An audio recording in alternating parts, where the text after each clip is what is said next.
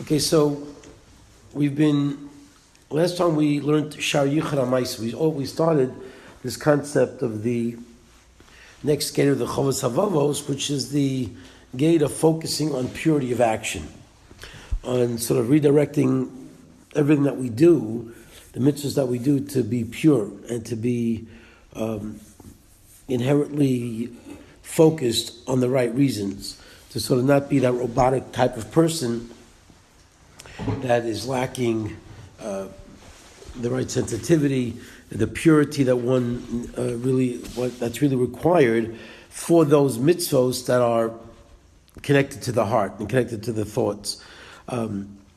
So we spoke about the deterrent. The last time we ended with the issues that I had brought out of the deterrents that come up that the Yatzer is very adept at in terms of blocking and creating impediments to that focus, to that purity. And one of them are the thoughts of the kfira, the different types of radical ideas that can get into a person's thinking, and the different types of questions that could come up. If we're not really careful, the Yatzer has some very good tools at his arsenal. And now in Perek Hey, he devotes this Perek to that point, to the last point that he had made, of how careful you have to be about the Yatzer getting in and sort of mixing us up and sort of playing with our brains. He now feels he needs to devote a lengthy period of time to this concept of dealing with the Hara. This is pretty powerful stuff. So let's begin. Perek Hey. I feel it's very, very important for me to give you a number of examples of the way the Yatzer operates. Shef shalilmod Perek Hey. Shef shalilmod mehen es yesra tachbulo sheina maskir. And if you see the way I approach dealing with the Yatzer through my examples, hopefully you'll be able to take the message and learn the lessons of things that I don't mention. Because I can't mention everything. I can't mention every situation. But hopefully you'll be able to extrapolate from what I mentioned to that which I don't mention. So people should be extremely careful from these things. And to serve HaKadosh Baruch Hu, which is the ultimate goal of what this whole concept is all about, is to serve HaKadosh Baruch Hu with a pure heart. Like Shlomo said, Yishma Chacham v'Yosef Lekach, let the wise man hear and take lessons, v'Navon Tachpulos Yikna, and the one who has understanding, has depth, will acquire strategies and ways of achieving that wisdom. See, these things don't come easy. Mesilas Yesharim has the same theme about the fact that if you think that you can just naturally go with the flow of life and you'll be able to just be that good person and it doesn't require tremendous energy and focus and thought, it's a big mistake. We're in a sense at war, and he uses that metaphor, as you'll see in the upcoming pages, very, very clearly, that it's a battle. And the Chovos HaLeVovos said the same thing about the pasuk Kiseitze L'Melchama Ala Yavecha in Parshas Kiseitze, which we read in the summertime. You go out to war against your enemy. Says the Chovos HaLeVovos, that's referring not just to the physical battles that you wage in the Middle East as you're defending your country or trying to take land, but it's also referring to that daily battle of the Yatzer.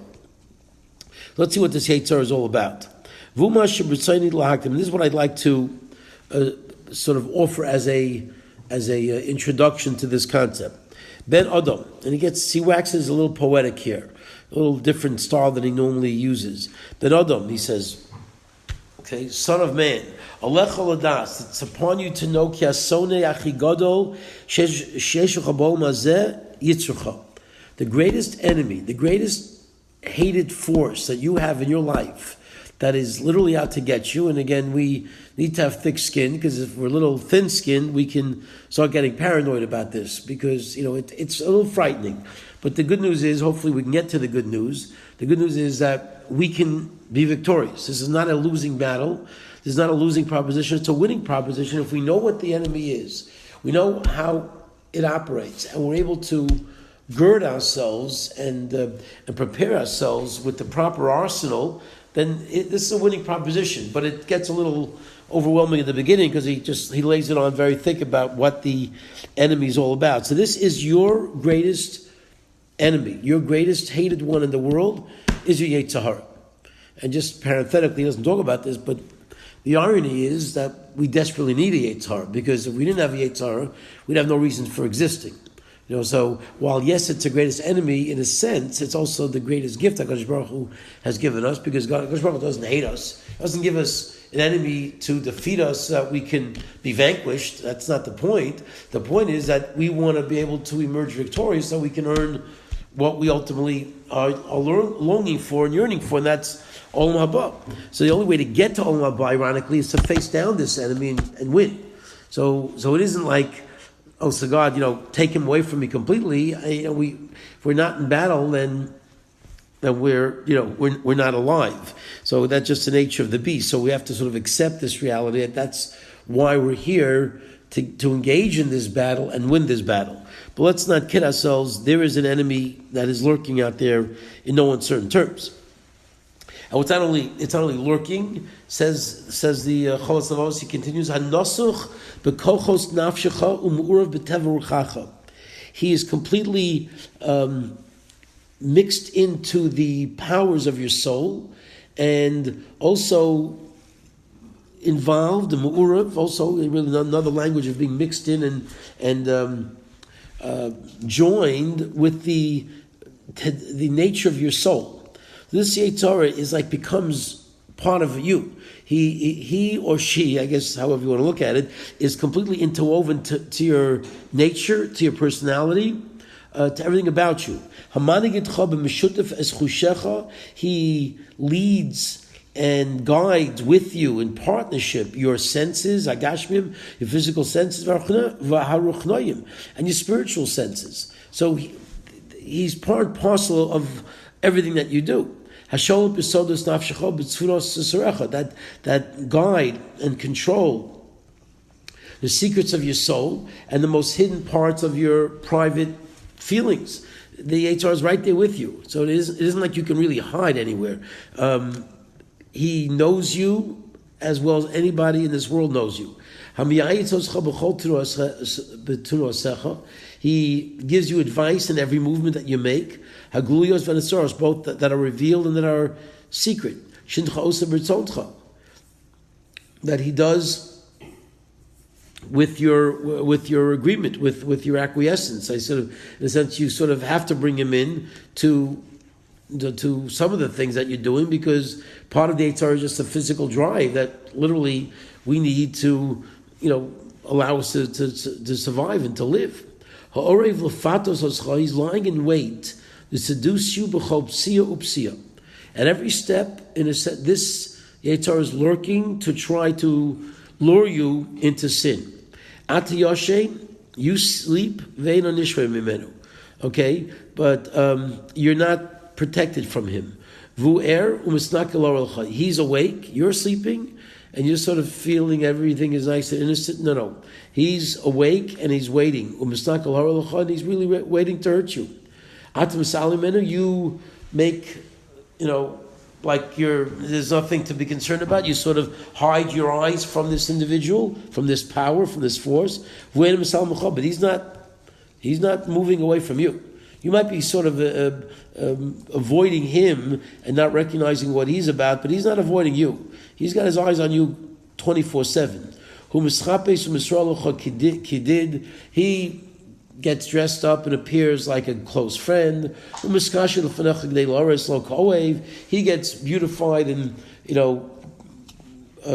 all garbed up in some really nice clothing, so to speak, is all obviously euphemistic, like somebody who loves you.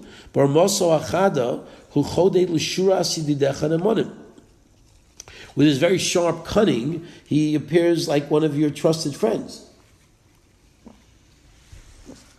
and one of your advisors, your trusted advisors. He seems like he's with you. He's so dedicated to you. He loves you, and he's so committed to you.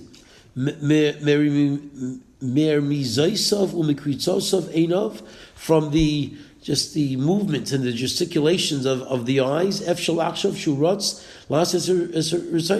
You think that this person is running to do your bidding and running to support you and running to help you. That there is concern on a regular basis that we got to take care of you. But when it comes to the truth of the matter, hu yora es alecha es chitav hamamisim. He is throwing his deadly arrows at you to bury you. Okay? Scary. To literally uproot you from the roots of eternity, from the roots of the next world. As the pasuk says about the power, the force that does this, namely the Yatzer, it's like this sort of power, this force, this beastly kind of entity that throws these fiery arrows that are laced with poison, that are deathly arrows. So too, this man fools his friend and says, "I'm just kidding. I'm just kidding with you. I'm not serious." And that's how sometimes when people want to ambush somebody else, they appear that they're not really sane. They don't really know what they're doing, but in reality, they're very conniving and they know exactly what they're doing. They just appear to be discombobulated to sort of get you off your guard. So here too, the Yatzer, and if we stop and we think sometimes of the situations that have come up in our lives where maybe we have caved in to the Yatzer, we can definitely think about the thoughts that we're going through our minds, and very often these thoughts were thoughts of self-preservation, and it's a good thing, and makes sense. I want to do this, and all these logical things that end up we think that we're doing the right thing, and in the end we say we made a terrible mistake. And you see this a lot with kids. Say no, it's going to be okay. It's fine. And when we have all the rationalizations, and then later on, a few hours later, we realize we're in a situation we never wanted to be in. How many times have I heard from a kid, don't worry, I'm just going to go into the party just to say, hello, I'm just going to say happy birthday, I'm not going to do anything. And 2 hours later, and they're still around and they're still at the party and things are not going well. So there are a lot of situations that come up where we tend to rationalize things, and we know that really that's what they are. They're rationalizations for us to move away from that which we know is really right for us. Okay, so he's just getting started. The most powerful weaponry that he has at his arsenal, this very, very cunning Yetzer, Bohu Yor Alecha. Okay, it is with this that he shoots at you, and he fights you in the secrets of your thoughts. He gets into your inner thoughts and he starts playing in your head. What is it? What is the most powerful force he has of the many different aspects of his arsenal? Hishtadluso lashpia alecha shetatal safik b'dvarim hamuzakim l'chabemes. His number one goal is to inject doubt in your thoughts about things that you would always taken as being truthful. Okay, things that you assume to be true and you have accepted as truth. All of a sudden, do I really know? There are questions. I heard this one. I saw that one. I heard this person talking, and then things start, conjuring up in our minds, where things that we thought were very powerful, that were very strong and very embedded, are not so powerful any longer. It's Parshas Bo coming up. At the very end of Parshas Bo, there's a classic Ramban who says that the purpose of the entire Torah is for us to develop a clarity and an absolute conviction that there's a God in the world. What seems to be the most fundamental point about our existence says the Ramban, is actually the whole reason why the entire Torah was given. That through the mitzvos and through keeping of the Torah, we're able to concretize and clarify in our minds this truth, that God runs the world. And it's, what's that's so obvious, that's it. That's what the entire Torah is about. It's an incredible Ramban. And he goes at length to explain that whole idea of Zechel Yitzias Mitzrayim. That's why we have all these mitzvos that bring us back to that moment in time where that clarity was most manifest in this world. But you'd say, who needs to really spend so much time on that point? It's so obvious. We all know that God's in the world. And the answer is, we know it, but then things come up and we start feeling a little bit shaky, and things and the questions can start, creeping up in our minds. And this is where the Yatzer is so good at getting in, and we've got to just grab ourselves and allow those thoughts to start confusing us. And we see it. This is something that you do see with people, things that were very clear, and then later on in life, and sort of the midlife crisis kind of thing, where people were from for many years, and all of a sudden they do crazy stuff, and they leave their families, they start coming up with all these new thoughts, and the Yatzer gets in, and there are many different ways that it can lure a person, but this is where its target is to question faith. Its target is to create doubt in our minds. And that's why we have to constantly be working on this. The notion, I know there are different schools of thought. I know there are certain places where they don't allow these arachim type speakers. I know certain schools don't allow the rabbi mechanics of the world to come in. Our kids don't need any proofs of Torah. We don't need to, anybody coming in talking about the basic fundamentals of beliefs in God, because, we're beyond that. I don't subscribe to that. I think it's a mistake. I think, the frummest families and the frummest people need that chizuk, because I don't think any of us in today's world are in that position where, we can't be a little bit hit, blindsided and get caught chas v'sholom, with a little bit of a weakness. So we've got to always be strengthening ourselves in these areas. Okay, he says, right, so one more time. His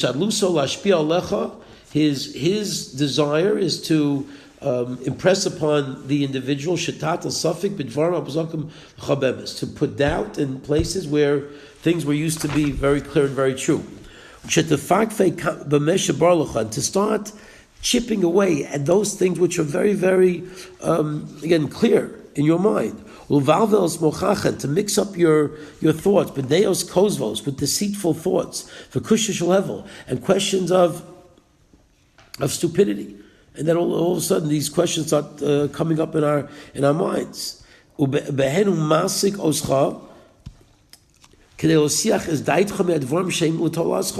he's doing this, he brings you into these thoughts and starts wondering, and you have people, again, I'm literally sometimes much, later on, they're not just teenagers, later on in life, and they start questions, Christianity and this one and that one, and we're coming with this stuff, and we don't even know sometimes where these things come in, but we know somebody's working to bring them into our thoughts and to try to confuse us, and to try to divert us from that which we know is ultimately in our best interests. Okay, our focus is to do the right thing and to do mitzvos and to develop a relationship with HaKadosh Baruch Hu. These are things that are going to try to divert us from those goals.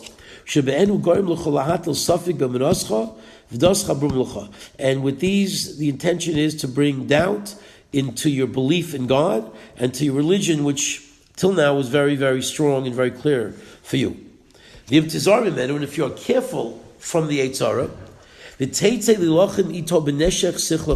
and you are ready to go out and battle this Yatzer with the weaponry of your seichel. That's the ultimate weapon. Intellect, clarity, thought. Not to let the emotions and not to let the drives and the passions get in the way and start creating all of these. The famous story about Reb Chaim met somebody that he knew many years ago as a Talmud, and he saw that he wasn't. He wasn't on the derech anymore. He was off the derech, and he said, "What happened? What went wrong?" And he said, "Rebbe, I developed a lot of kashas. I had a lot of kashas, a lot of questions." So Reb Chaim said to him, Reb Chaim Brisker, the way the story goes, he said, I just want to know one thing. Did you develop the questions before you went off the derech or after? Because what happens very often is that, in other words, the drive and the passion is what the Yatzer uses to create validity to these questions. If this is what I want to do, and I can't do it because I believe in a certain system, well, then the answer is, let's find some questions where I don't have to believe in it anymore. So what we very often do is we become philosophical, we wax philosophical after the desire is already in, where we want to now start doing other things, and we use these questions to create doubt. So if you are ready to, if you're careful, and you're ready to fight this fight with the weaponry of your intellect, and you want to remove these arrows, these poisonous arrows from you, you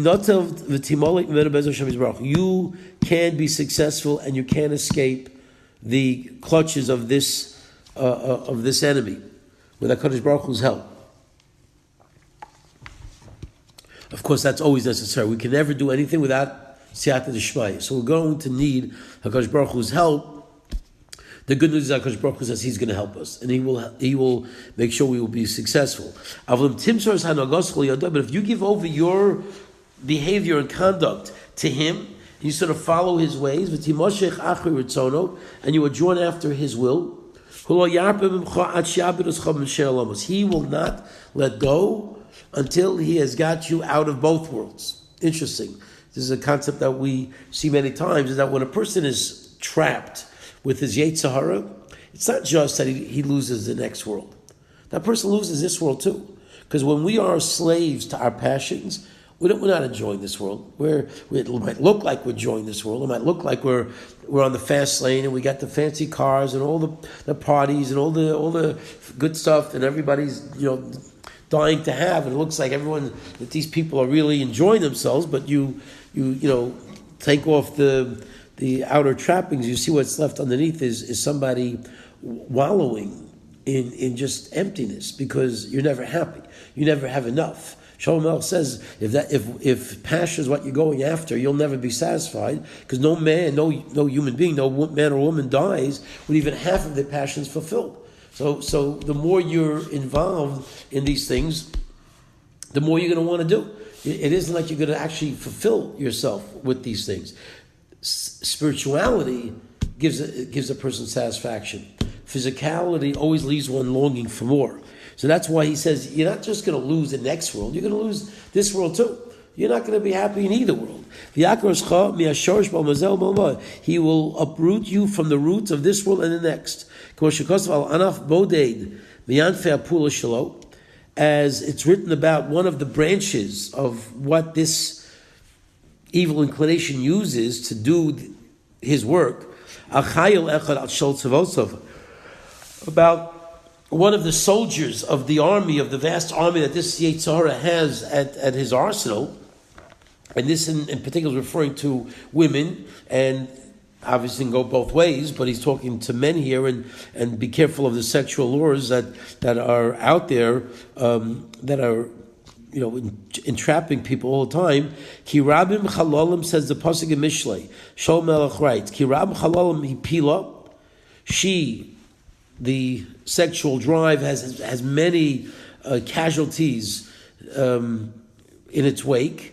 Okay, she has killed many people. Atzum kalorega, and the numbers are just overwhelming all of the people that have died at her hand. Darchish ol beisa. The way of her house is to the netherworld, to the bottom, to the Sheol, to Gehenna. Yordos al chadri maves. She takes you down to the doors of death. So this is just one of the methods that, of course, Yetzer Hara has, and that's the idea of passion and drive. For sure, that's going to happen if you're completely sucked into this Yetzer Hara's world, and you become completely enslaved to that type of a mentality. There's nothing there. That person is totally entrapped and has no olam hazeh and no olam haba. Therefore, again, all the more reason al kain. Therefore, he warns us. Al tatridos af b'chama mi hiskaz me his rakzuscha b'mechem Yetzer. Do not allow yourself to be deterred and to be deviated from this central battle that needs to be the central focus of your life. So every single morning that we get up, a Jew needs to really, thank HaKadosh Baruch Hu for giving us a neshama, and then say, okay, now I'm getting ready for another day of battle, another day where I know that I've got to be on guard, I've got to be ready for action. I can't be like the guy in Hawaii who presses the wrong button, okay? You've got to press the right buttons, you got to be sharp, you can't, like I always give the marshal now, it's a real life case where a guy just sort of didn't fall asleep, but can you imagine what happened to the guy in Utah, 17 miles underneath, the crest of the earth, who's watching the radar blimps, making sure no atomic bombs are coming from Russia, and if he falls asleep at any time during his watch, he's finished. Okay, that job is over. There's no room for error. There's no room for relaxing. You've got to be girded for and ready for battle. He says, "Vayasik oscha af karov rak hakrovata ito." Just in other words, sort of put every other issue really on the side burners. This should be the major issue. The major issue is that you have to make sure that you are not being overrun by the Yatzer. That you got your life under control. You know what you're doing. You know that you're making the right decisions, and you're ready for whatever comes your way. Vatasiach is daitcha me'arocha neged misharocha mimcha me'arocha neged mishayin azaz mimcha. Do not allow your mind to sort of focus on those people who are very far away, or those forces that are very far away from you, as opposed to the force that's right there at your side. Because again, the Yatzer, HaKadosh Baruch Hu injected it right there inside of us, so we've got this ongoing internal battle. So it's right there. It isn't like, we can ignore it. We've got to stay very, very ready to fight.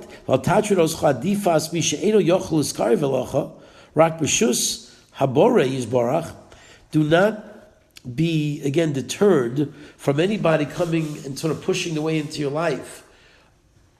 And that force is only something that can come there with the will of God, that only, you have to sort of, an outsider that needs to be led into your life.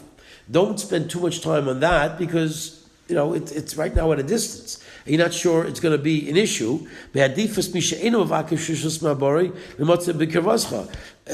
why would you allow yourself to be diverted from that power, which doesn't need any permission to come into your life? That person, that force is in your life. That force is part of you. So because it's so close, because it's so intrinsic to your nature, because it's part of who you are, for sure you've got to be totally focused on that issue, as opposed to outside things that you're worried about, that one and this one. Don't worry about those things. The enemy is really within. We've got to focus internally to make sure that we're handling life properly. There was a story about a certain tzaddik, shepogash pam anoshim shechozu b'tshuas nitzachim v'milchama neged oivim. He found once a bunch of soldiers who were coming back with beautiful, with the horns and the pomp and circumstance, the trumpets, and they were victorious in battle. So they're coming back all victorious, proud and excited about their accomplishment.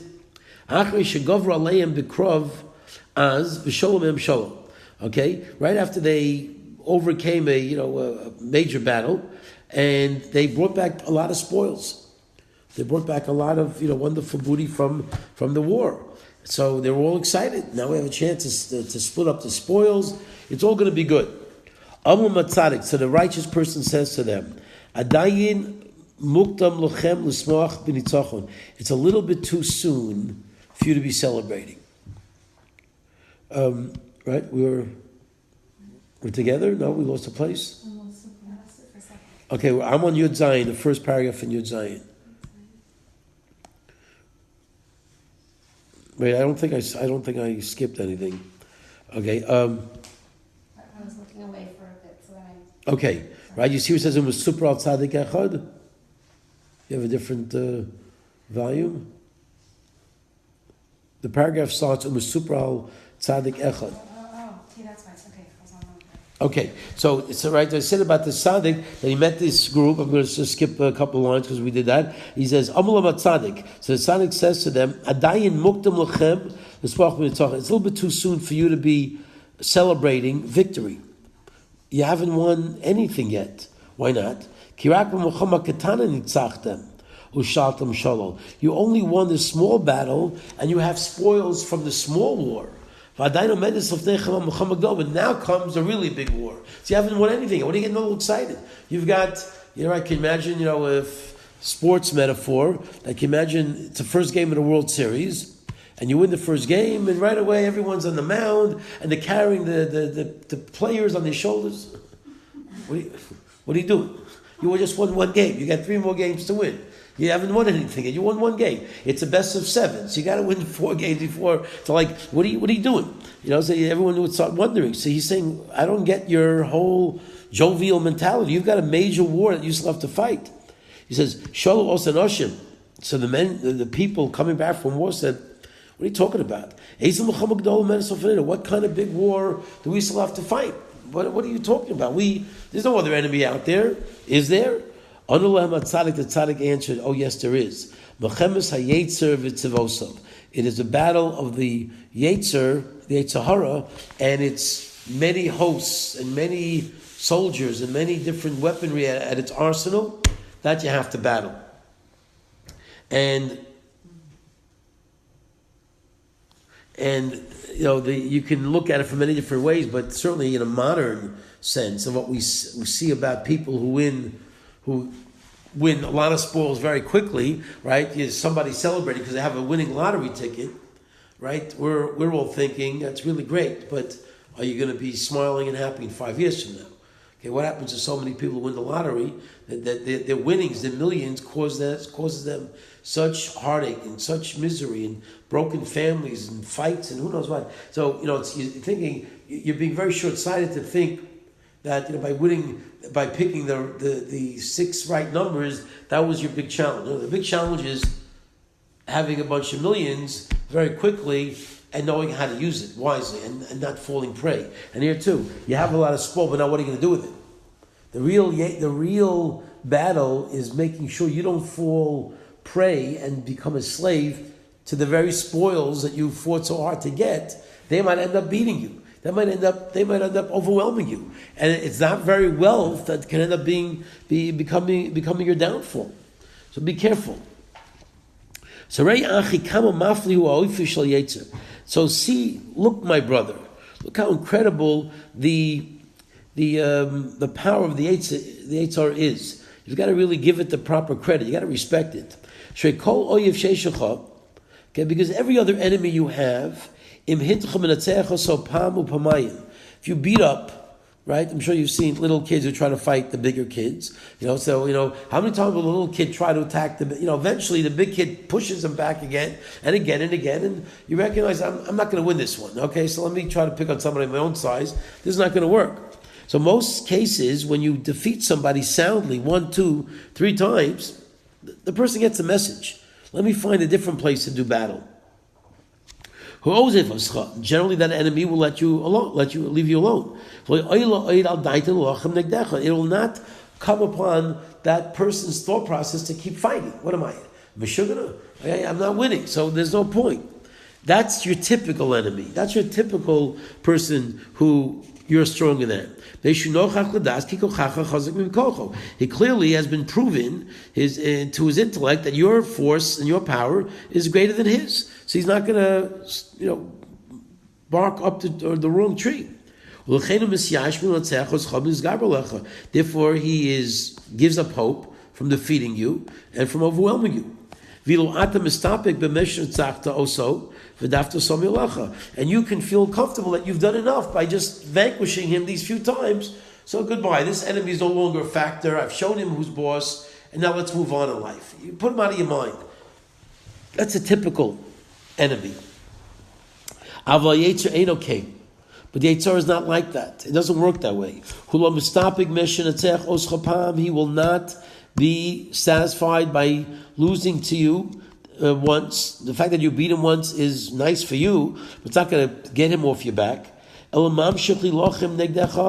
he will continue to fight against you until he tries to vanquish you from both worlds. And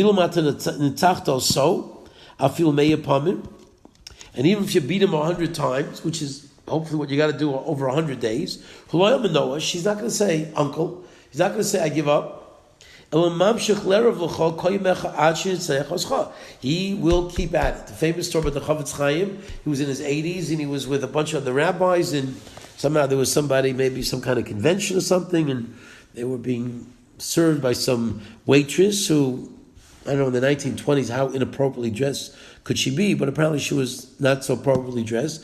And the way the story goes, that the Yatzer, the Chovos Chaim, turned to the other people. They're saying, what? She thinks that because we're older people, we don't have the Yatzer. That, is you think there's a point you can relax and just sort of, cave in and just not put any effort in. It doesn't work that way. The Yatzer manifests itself in different ways in different places, and maybe the battle, the battle line is different. To when a person Baruch Hashem is really advanced in their Judaism, driving by McDonald's is not going to be the Mokum Nisayah. But it could be, Lashon Hara, it could be, Kas, it could be, some other very subtle aspects, but the Yatzer is still fighting. It's not letting go, and there'll always be that readiness to try to do what the Yatzer can to trip us up. Like the rabbis taught us in Pirkei Avos, Al tamin bi'atzmecha ad yom moischa. Do not trust yourself till the day that you are no longer here. Which means never trust yourself, because obviously when we're no longer here, there's no need to trust anything where it's not relevant anymore. But till we're alive, you can't just sort of feel, I'm good. The minute we relax, that's what happens. And that's what happens. Again, everyone will tell you, right? They're going back to the sports metaphor.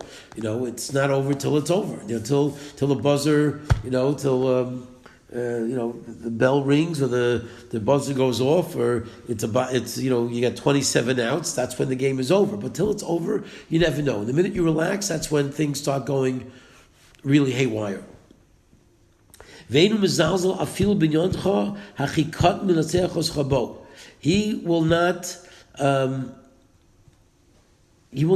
stop. He will not desist from even getting into your smallest areas, from defeating you even on a little point. He'll be happy with any victory. Because from that little thing, he'll use that little thing to build upon it.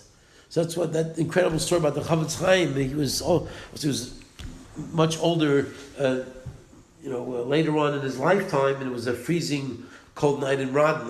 It's a wonderful story. It's it's so telling. It's a simple story, but I think it's a perfect point about this concept. So he shared with his students that he was already in his 80s. The Chovos Chaim lived to close to 100, maybe even over 100. So he shared with his students. It was a freezing night in Radin, and the 4:30, the scare call, whatever, the crow starts calling. The alarm clock goes off, and a little voice comes to the Chovos Chaim. And the little voice says, Rabbeinu Shomei HaKayin, you're an old man, you're the Gadol Hador, it's freezing cold outside, 20 degrees below with the wind chill factor.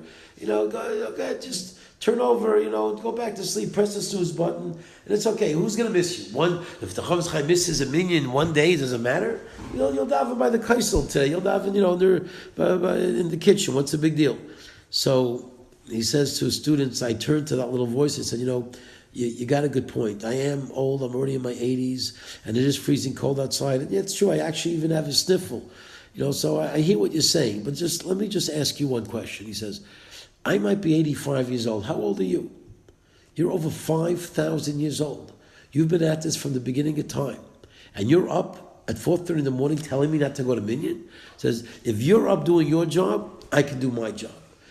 So it's a wonderful story on many different levels, but it shows us that even the Chovos Chaim needed to sort of outsmart the Yatzer. And the Yatzer would have been thrilled with that little victory. If he could have gotten the Chovos Chaim to miss a minyan, that would have been big, big stuff for him. Because maybe from that little thing he can get another little thing, and that's, the Yatzer is happy with small victories because he knows Avera grows Avera, and one missing of a minion can lead to another missing of a minion, and who knows? I mean, even the Chovos HaLeVovos had to use that type of argument. So we shouldn't feel sort of belittled if we have to, use whatever we can at our disposal to fight this very formidable foe. Okay, let's do one more paragraph. Al-Kain, Alech Lizar Mena. Therefore, it is upon you to be careful from this force, and do not give in. Don't give in and just sort of, say, okay, this once. Don't let that happen. The smallest victory over your Yetzer Hara should be seen, he says, as a tremendous victory. You should be happy that you're able to do even the smallest thing. And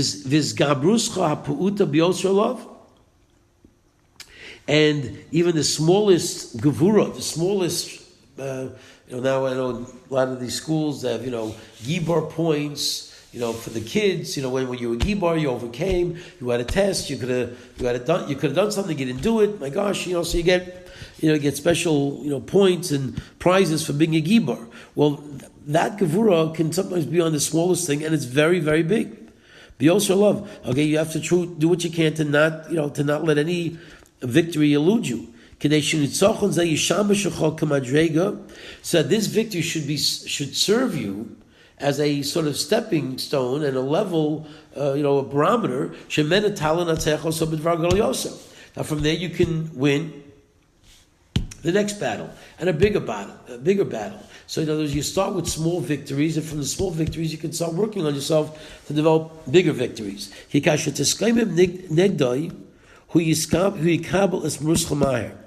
Very interesting. So on the one hand, he's never letting go. But look at this line, it's a very interesting line, because when you stand up against the Yetzer and you say nothing doing, he accepts you're the boss. You can assert your control and you can assert your dominance very strongly. And there might be another battle lurking down down the line. But in this area, if you make your position firm and clear, the Yetzer accepts who's boss. He will not be able to stand up against you. As the pasuk writes, he is yearning for you, and you shall rule over him. And the way he understands it, that's referring to the Yetzer Hara. Okay, with the Nachash, right? The Nachash represented the Yetzer Hara back in the time, the beginning of Bereishis, with Adam and Chava and the Nachash. So ultimately, you control. It's in your hands. So on the one hand, he's built up this incredible enemy, but the good news, we can end on a good note, and he's going to expound much more in the future pages. But we can end with this kind of comfort that we have that ability, and we can silence the issue, and we can really change the playing field. That's really what really goes on as we establish our turf, and we say, this is who I am, and this is where I'm not going. Then we silence the Yetzer on this level, and again, there might be, but it'll be a different play. It'll be a different situation that the Yetzer will try to attack, because he's lost this one.